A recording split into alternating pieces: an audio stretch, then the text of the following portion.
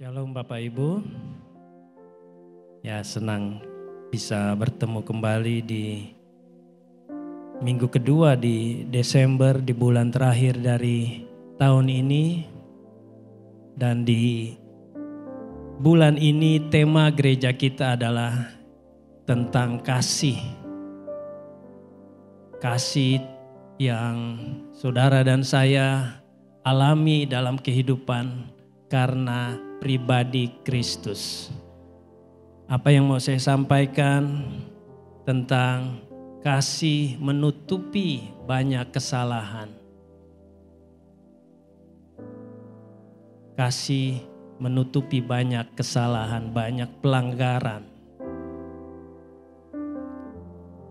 Nah, sebelum kita melihat lebih jauh tentang tema kasih ini, Bapak Ibu, kasih Allah yang diwujudkan di dalam Kristus itu untuk semua orang, untuk semua manusia, semua pribadi, semua makhluk di dunia. Dan kasih itu lebih besar dari pelanggaran yang dilakukan oleh manusia. Yesus datang untuk perkara ini, untuk menyelesaikan dosa yang manusia tidak bisa keluar dari persoalan itu. Tetapi untuk menerima kasih itu, saudara dan saya harus membuat sebuah keputusan. Di dalam Yohanes 3 ayat 16 kita tahu Allah begitu mengasihi dunia. Tetapi Markus bilang begini, barang siapa percaya, dia selamat. Tetapi yang menolak kasih Tuhan itu, dia akan binasa. Nah, kasih yang saudara dan saya terima, imani sebagai respon kepada kebaikan Tuhan itu, saudara mengalami pemulihan hubungan dengan Tuhan. Tetapi tidak berhenti di situ saja. Tuhan mau saudara dan saya menjalani kehidupan yang penuh dengan kasih.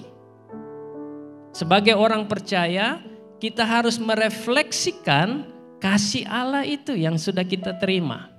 Bukan kita menikmati saja dan kemudian kita tunggu nanti Tuhan datang. Tidak. Di dalam Yohanes 3, Tuhan Yesus sebelum masuk dalam penderitaan, tepatnya di hari Paskah, dia duduk bersama murid-muridnya dan dia bilang, dia memberikan satu perintah baru. Yaitu harus saling mengasihi. Sama seperti Yesus telah mengasihi kamu, demikian pula kamu harus saling mengasihi. Ayat 35, dengan demikian semua orang akan tahu bahwa kamu adalah muridku, yaitu jikalau kamu saling mengasihi. Artinya apa? Tuhan Yesus mau saudara yang sudah menerima kasih itu, saudara harus bisa merefleksikan itu dalam kehidupan sehari-hari. Yang saya mau bicarakan pagi hari ini bukan tentang kasih kita kepada Tuhan, tetapi bagaimana kita hidup dalam keluarga, dalam komunitas, dalam masyarakat, kita bisa apply ini. Bagaimana mengasihi satu dengan yang lain. 1 Yohanes 4 ayat 19. Kita bisa mengasihi karena Allah lebih dahulu mengasihi kita. Dan ini yang ayat berikutnya, kalau orang bilang aku mengasihi Allah tetapi ia membenci saudaranya, maka ia adalah pendusta. Karena barang siapa tidak mengasihi saudaranya yang dilihatnya, tidak mungkin mengasihi Allah yang tidak dilihatnya. Dan perintah ini kita terima dari Dia, barang siapa mengasihi Allah, ia harus juga mengasihi saudaranya. Jadi ini bukan masalah kita dengan Tuhan. topik ini yang mau saya bagikan ini tentang kita dengan orang lain. Seberapapun prestasi kita dalam pelayanan, pencapaian kita dalam bidang apapun, tetapi kalau kita gagal di area ini, maka waktu kita bilang, oh aku mengasihi Tuhan, aku melayani Tuhan, aku memberikan semua yang aku punya. Tapi kalau kita ada benci atau kita tidak selesaikan dengan saudara kita, dengan keluarga atau teman, Alkitab berkata, kita pendusta. Amin. Jadi mari. Sebelum kita masuk, saya mau ini gambaran awalnya. Bahwa Tuhan datang mengasihi saudara dan saya, dan dia menyatakan kasihnya itu dalam kehadiran Yesus menjadi manusia. Dan kita terima itu, tetapi tidak berhenti di situ. Tuhan mau saudara dan saya bisa aplikasikan itu, refleksikan itu. Disinilah yang menjadi tantangan saudara dan saya. Oke, next slide. 1 Petrus 4 ayat 8 ini yang menjadi tema dari khotbah saya pagi hari ini. Kita baca sama-sama ya. 1 Petrus 4 ayat 8.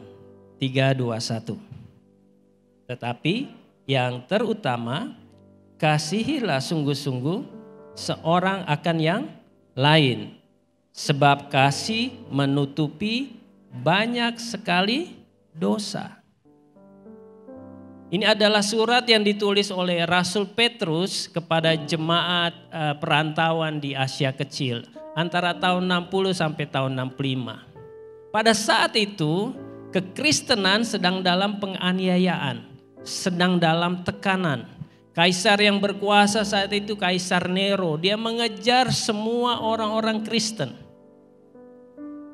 Dan kalau saudara baca di tulisan di Petrus ini dari ayat-ayat sebelumnya, Petrus menggambarkan satu situasi yang sepertinya sudah akan berakhir kehidupan ini. Petrus bilang gini, waktunya sudah dekat. Kalau masih ada kesempatan. Karena pada saat itu konteksnya kekristenan sedang ada dalam persekusi, sedang dalam penganiayaan. Tetapi itu bukan berarti mereka menunggu waktu itu, karena ada pengharapan setelah kematian. Dan semua jemaat pada saat itu yakin bahwa kalaupun mereka selesai di dunia ini, mereka akan bersama dengan Kristus. Tetapi Petrus sedang menekankan bahwa kesempatan yang masih ada harus digunakan untuk lebih sungguh-sungguh. Bayangkan saudara, ketika dalam tekanan, mungkin saya kasih gambaran kita dalam gereja ini adalah orang-orang yang percaya. Di luar sana orang-orang sedang mengejar kita karena keyakinan kita kepada Kristus. Saya yakin relasi kita akan semakin kuat. Betul? Karena ada tekanan. Karena ada satu penganiayaan karena keyakinan kepada Yesus. Nah, Petrus bilang, kamu harus lebih sungguh-sungguh. Kurang apa saudara? Saya ingat waktu saya di Ambon, waktu kerusuhan, walaupun gereja berbeda, tapi ketika kita bilang Kristen, kita menjadi seperti saudara. Jadi tanpa sadar terbangun rasa kebersamaan itu. Waktu ada tekanan dari luar. Di sini Petrus bilang harus sungguh-sungguh. Artinya ada standar yang lebih tinggi yang harus dinaikkan di dalam mengasihi seorang akan yang lain.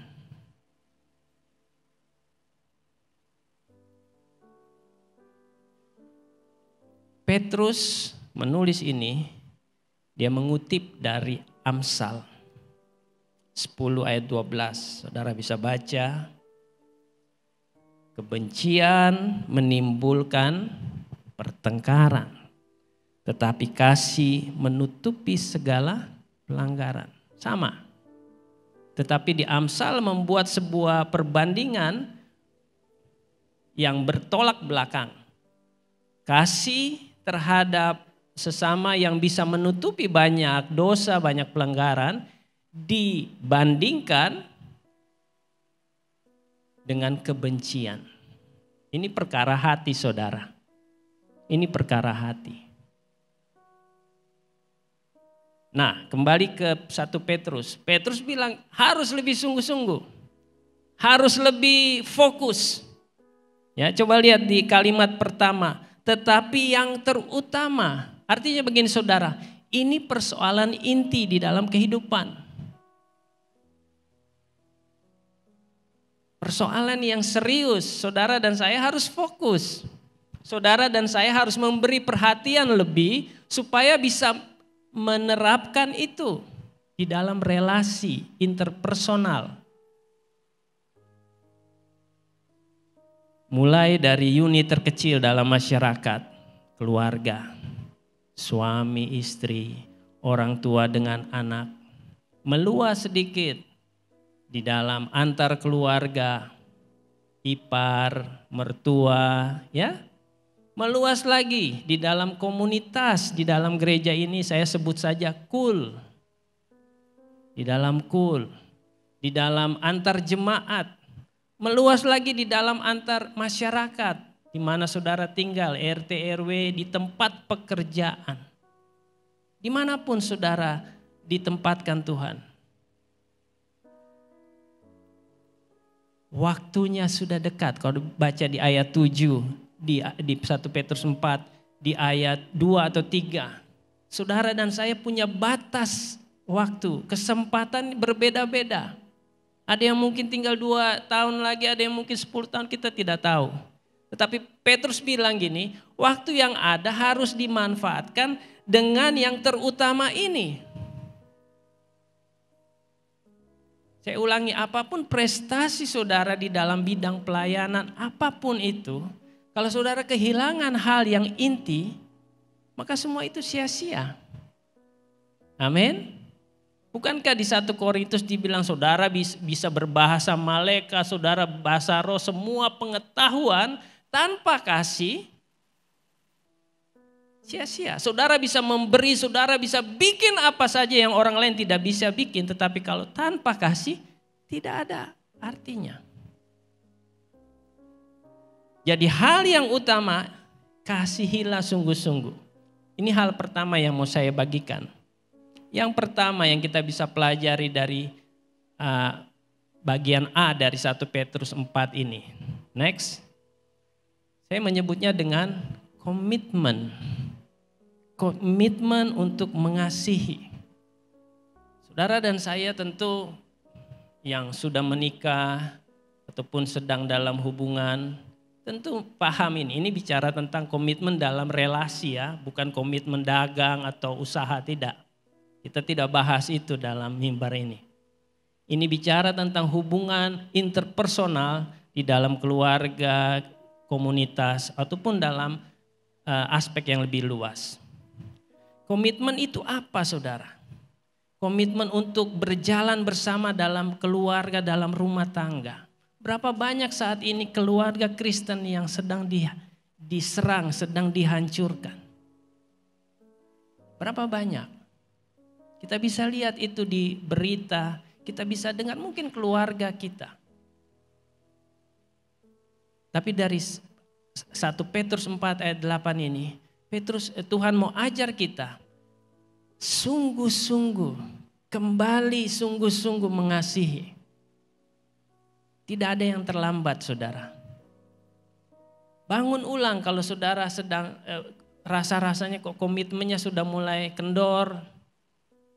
Bangun ulang, rekomitmen.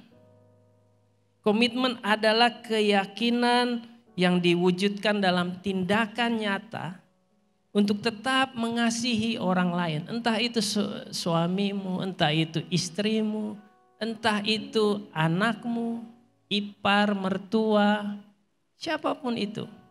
Saya temukan begini, Tuhan kadang-kadang dengan sengaja Mempertemukan kita dengan orang-orang yang kadang-kadang kalau kita bilang ini nggak masuk-masuk akal.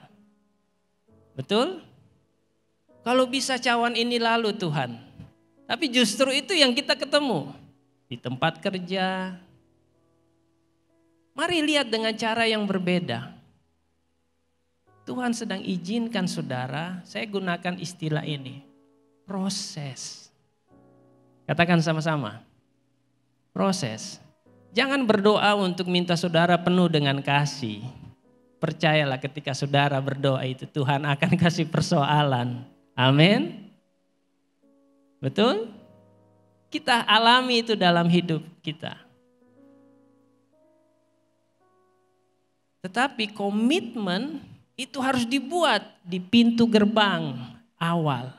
Kalaupun sudah terlanjur, rekomitmen.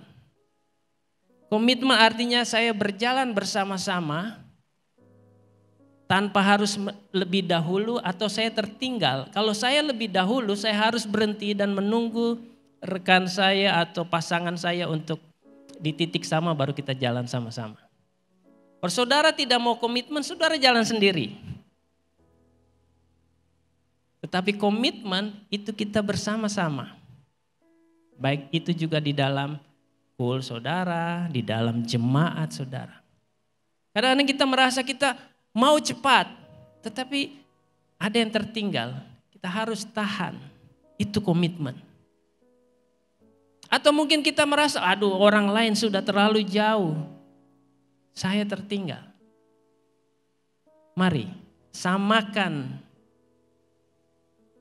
Kemudian kita berjalan bersama-sama.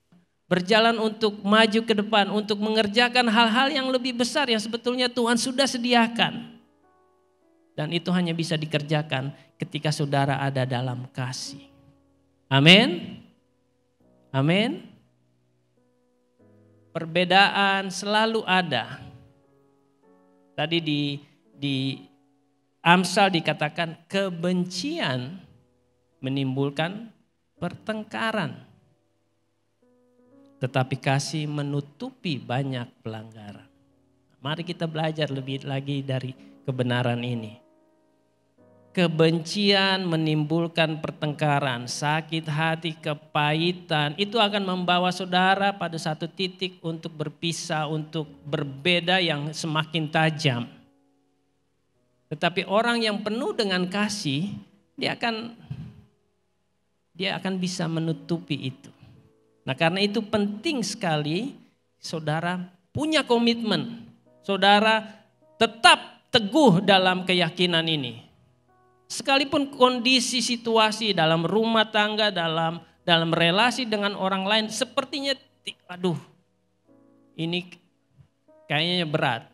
Tapi kalau saudara punya komitmen, saya tetap ada dalam kasih Tuhan. Karena pada akhirnya kasih pasti akan menang. Amin. Kasih pasti akan menang. Dosa masuk, sepertinya gagal rencana Tuhan. Tetapi kita tahu pada akhirnya kasih menang. Sekalipun melewati salib, tapi kasih itu menang. Peperangan apapun saudara bisa sebutkan yang sedang terjadi. Pada akhirnya kasih itu yang akan menang. Katakan amin. Pertengkaran apapun di dalam keluarga, dalam rumah tangga, percayalah kasih yang akan menang. Karena itu saudara harus punya keyakinan. Saya bertahan, itulah komitmen. Dalam negara ini ada istilah apa? NKRI harga. Nah, mereka saja tahu. Kenapa kita orang yang tahu firman, kita tidak bisa terapkan itu. Alkitab tidak saja menyampaikan ayat ini, tetapi Alkitab memberitahu bagaimana saudara bisa mencapai kata kasih. Di 1 Petrus 4 ayat 8, kasihilah, ya kembali ke slide berikutnya. Kata kasih ini menggunakan kata agape. Bentuk yang tertinggi dalam kasih. Ada kasih eros, ada kasih filia, Tetapi kasih agape, kasih yang tanpa syarat, saya pikir di gereja ini sudah sering disampaikan khotbah ini.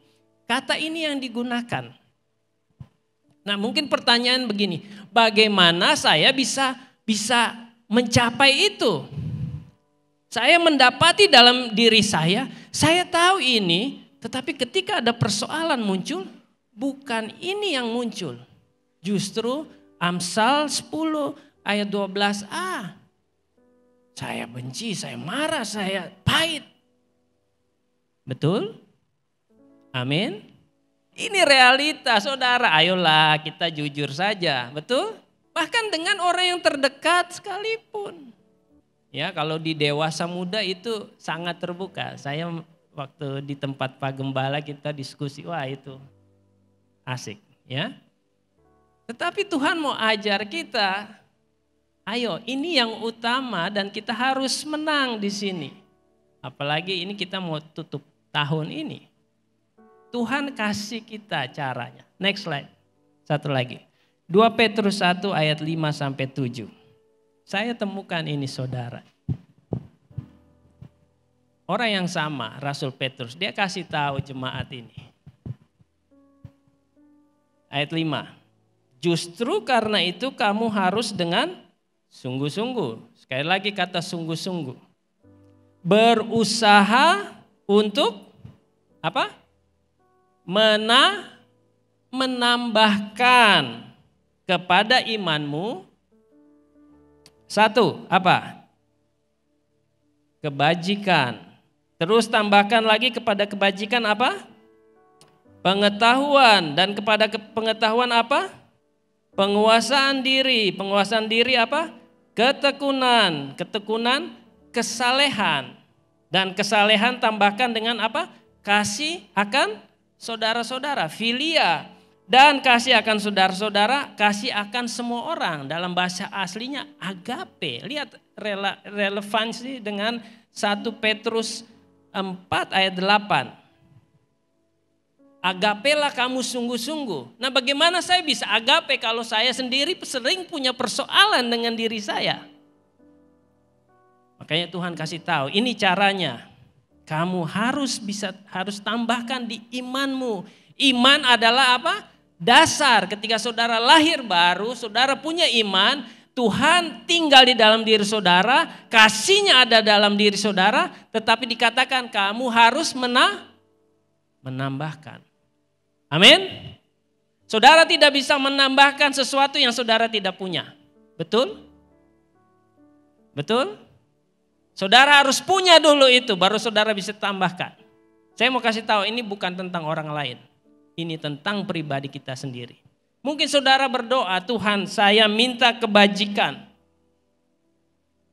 Tuhan kasih kemampuannya untuk saudara bisa menambahkan. Melalui apa saudara? Sekali lagi, proses dalam hidup. Coba lihat, tambahkan kepada kebajikan pengetahuan. Tidak ada orang yang berdoa tiba-tiba dia pintar. Untuk pintar harus apa? Harus berpengetahuan, harus apa? Belajar, saudara, sederhana saja. Betul? Banyak orang Kristen tidak mau belajar, tapi dia berharap Roh Kudus, dia berdoa, dia tergoyang-goyang. Percayalah, saudara tidak akan pernah ada di situ. Kecuali saudara belajar, saudara bertambah dalam pengetahuan. Untuk menambahkan pengetahuan dengan penguasaan diri. Coba. Proses. Ketika saudara berdoa tentang hal ini, saya pastikan Tuhan akan mempertemukan saudara dengan orang-orang yang membuat saudara teruji akan penguasaan diri. Amin. Dalam pertemuan pejabat, Pak Gembala menyampaikan, saya ulang, di bulan ini semua jaga hati. Amin. Karena walaupun bulan penuh kasih, bulan Desember ini dalam pengamatan dan pengalaman saya, ini intensitasnya tinggi. Karena harus siap kue, harus siap baju, banyak kebutuhan. Para bapak-bapak tahulah. Ya, ini sedikit salah, waduh, volume langsung 10. Di sini tidak ada, saudara. Ya, walaupun bulan penuh kasih, bulan yang kita ada pohon Natal, tapi tensi tinggi, saudara. Tegangan tinggi. Makanya Pak Gembala sampaikan, jaga hati. Untuk hal-hal yang sepele kita bisa kehilangan damai sejahtera. Betul? Yuk kita bertobat sama-sama ya. Jadi saudara tidak bisa menambahkan sesuatu kalau saudara tidak memiliki. Saudara harus punya itu. Bagaimana saudara punya? Melalui proses. Jangan alergi, jangan takut dengan proses. Alkitab bilang begini, besi menajamkan besi. Manusia menajamkan sesamanya. Ada baiknya berproses dalam perbedaan itu. Tapi sekali lagi ingat, NKRI harga mati. Ya, tidak boleh ada yang separatis. Nanti TNI datang. Ya, karena itu saudara harus lebih sungguh-sungguh untuk mengasihi. Katakan amin. Amin. Nah, jadi mari kita berproses di sini. Kalau saudara kekurangan kebajikan, minta Tuhan. Tuhan akan kasih kemampuan dan Tuhan akan mempertemukan saudara dengan orang-orang yang menguji saudara di sini. Kalau saudara rasa kurang, tambah lagi. Untuk itu saudara harus punya. Sampai saudara berproses, saudara bisa mencapai kasih agape itu. Ini tidak sulit kecuali saudara mau diproses oleh Tuhan. Akan sulit kalau saudara menolak proses. Mari kita rubah paradigma cara kita melihat dalam hidup ini, dalam keluarga, dalam komunitas. Amin. Saya percaya waktu Petrus bilang kamu harus mengasihi lebih sungguh-sungguh, dia juga memberitahu hal ini dan ini bisa saudara dan saya kerjakan. Amin. Amin. Saudara mau unggul di bidang ini? Yuk kita sama-sama kerjakan ini. Kalau saudara mendapati, aduh saya kok kurang berpengetahuan tentang bagaimana saya mendekati istri saya atau mengasihi istri saya, belajar. Nanti waktu saudara belajar, ujiannya akan tiba. Kalau gagal, belajar lagi. Begitu hidup ini saudara. Amin. Oke, sampai sini kita sudah bisa melihat bahwa komitmen untuk mengasihi itu bisa dikerjakan melalui kebenaran firman Tuhan. Yang berikut dari 1 Petrus 4 ayat 8 itu bagian B-nya. Sebab kasih menutupi banyak sekali dosa. Ini bagian yang waktu saya merenungkan, Tuhan bagaimana Tuhan? Kasih menutupi banyak dosa, kasih menutupi banyak pelanggaran. Saya mendapatkan pengertian begini. Ya, next slide. Di dalam 1 Korintus 13 ayat yang terakhir dikatakan gini. Demikianlah tinggal ketiga hal ini. Yaitu apa? Iman, pengharapan dan kasih. Dan yang paling besar diantaranya ialah kasih.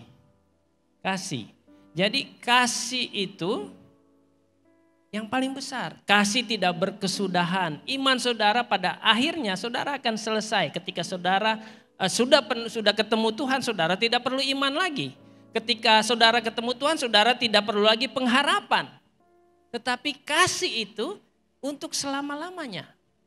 Betul? Nah, di 1 Petrus 4 dikatakan kasih lebih besar, kasih menutupi banyak pelanggaran. Bagaimana itu bisa?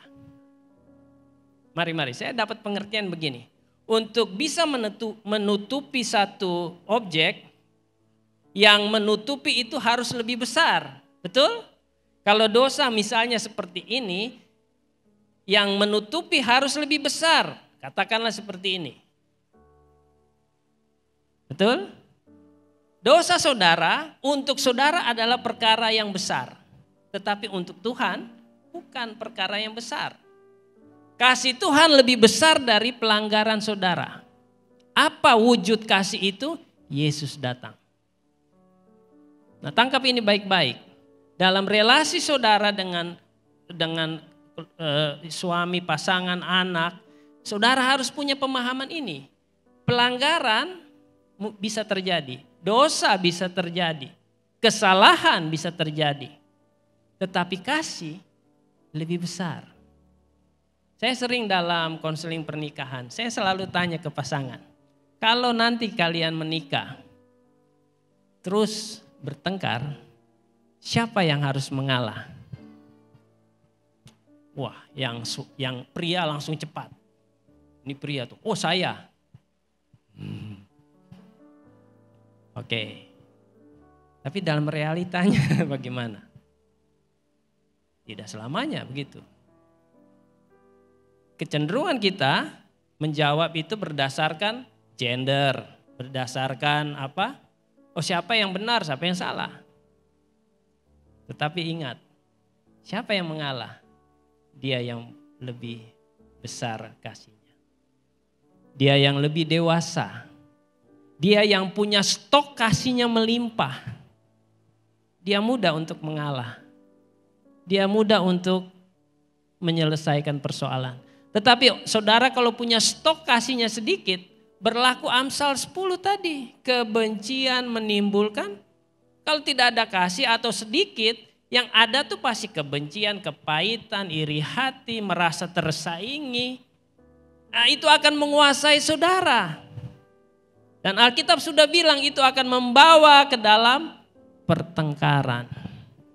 Tetapi kalau stok kasih saudara di dalam hati saudara itu banyak, saudara teruji, saudara terlatih melalui proses kehidupan. Mulai dari kebajikan, tambahkan pengetahuan, tambahkan penguasaan diri. Itu dilatih setiap hari.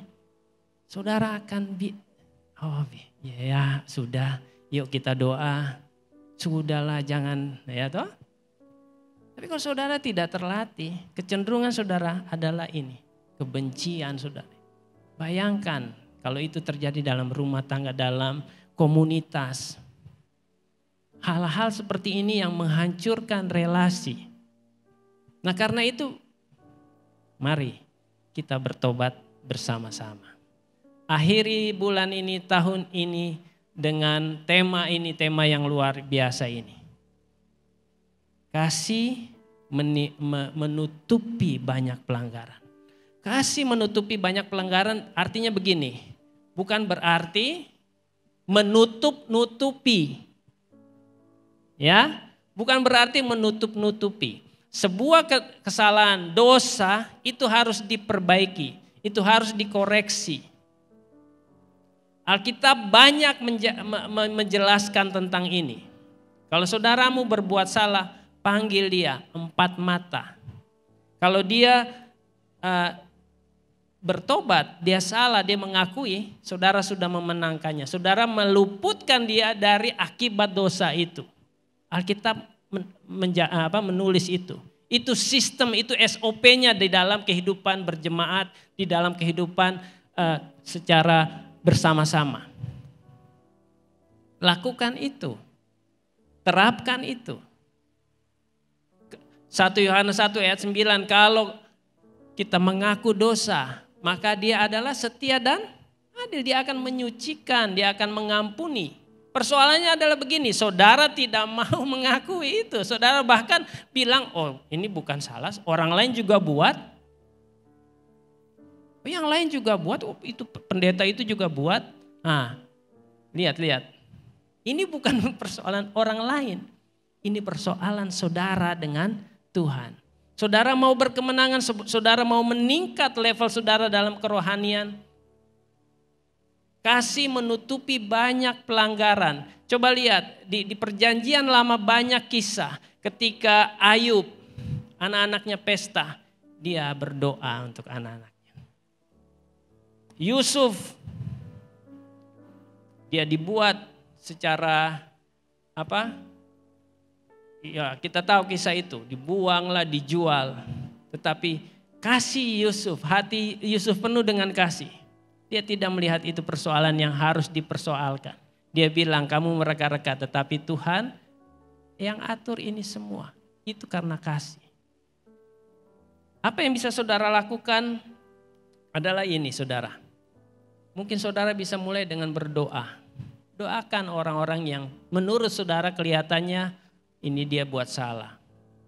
Saudara mungkin belum bisa bicara secara empat mata. Mungkin banyak perasaan enggak enak. Tapi saudara bisa berdoa. Yang kedua, saudara tidak perlu mengikuti hal itu. Saudara harus punya prinsip, oh itu salah, saya di sini. Saudara tidak perlu ikut. Waktu Cornelius diselamatkan, Alkitab bilang begini, satu orang diselamatkan seisi rumahnya, seisi keluarganya diselamatkan. Ini berlaku saudara. Bukan hanya salvation tentang keselamatan mati masuk surga. Tetapi satu orang yang berdoa dia bisa menutupi kesalahan. Ingat ketika berdoa untuk Sodom dan Gomora. Ya, doa satu orang. Dia ada negosiasi dengan Tuhan. Kalau ada 50 terus. Tuhan bilang kalau ada saya tidak hancurkan Sodom. Betul? Abraham ya. Kasih menutupi banyak pelanggaran. Amin Bapak Saudara, Bapak Ibu. Saudara mau berkemenangan dalam bidang ini, dalam relasi saudara dengan keluarga, dengan suami, istri, anak-anak. Ingat hal ini, kasih lebih besar dari pelanggaran. Dan pada akhirnya kasih itu akan menang. Sebab kasih akan selalu ada untuk selama-lamanya. Ayat yang terakhir untuk menutup dari next slide. Oke, kita baca sama-sama ya. Ini panduan untuk saudara dan saya sebagai hamba Tuhan. Hamba Tuhan bukan berarti pendeta. Saudara dan saya juga hamba Tuhan. Kalau saudara bukan hamba Tuhan, saudara hamba siapa? Saudara hamba Tuhan, amin. Yuk kita baca sama-sama. Bisa lihat ya. 2 Timotius 2, ini pesan Paulus untuk Timotius anak rohaninya dan juga untuk kita, ayat 23 sampai 26.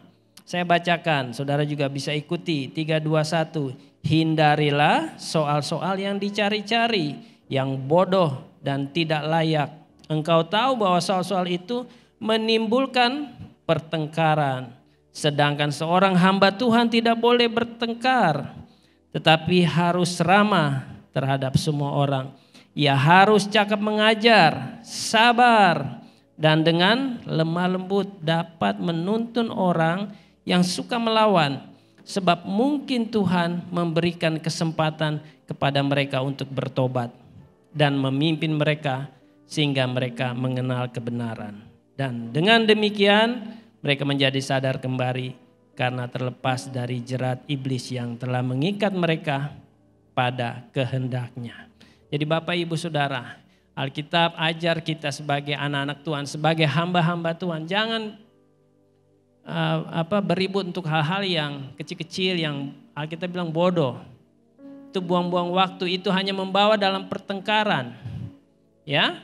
Tetapi saudara harus lemah lembut, harus ramah, harus sabar. Ya. Saudara harus produktif dalam, kalau kita bicara gereja di dalam kul. Jangan bicara hal-hal yang remeh-temeh gitu loh. Hilang waktu. Waktunya sudah sempit tapi masih berputar di situ. Tapi bicara tentang hal-hal yang membangun satu dengan yang lain. Ya. Dan dengan cara itu saudara bisa memenangkan seandainya ada orang yang berbuat dosa atau yang salah di dalam komunitas atau dalam keluarga saudara. Pada akhirnya kasih pasti akan menang. Karena kasih lebih besar dari pelanggaran. Kasih menutupi banyak pelanggaran. Kasih menutupi banyak dosa. Saya berpesan untuk saudara, hiduplah dengan kasih. Hiduplah dalam kasih. Berjuanglah, berusahalah seperti yang tadi firman Tuhan katakan. Tambahkan kepada imanmu. Semua dari kebajikan, pengetahuan, penguasaan diri. Sampai pada saudara bisa mengasihi orang lain. Percayalah ketika saudara berproses di dalam aspek itu, Tuhan akan menolong saudara. Tuhan akan membantu saudara untuk saudara bisa menemukan jalannya. Saudara akan terlatih, saudara akan jadi orang yang ahli di bidang itu. Dan kasih Tuhan akan terpancar melalui kehidupan saudara. Amin saudara. Tuhan Yesus memberkati.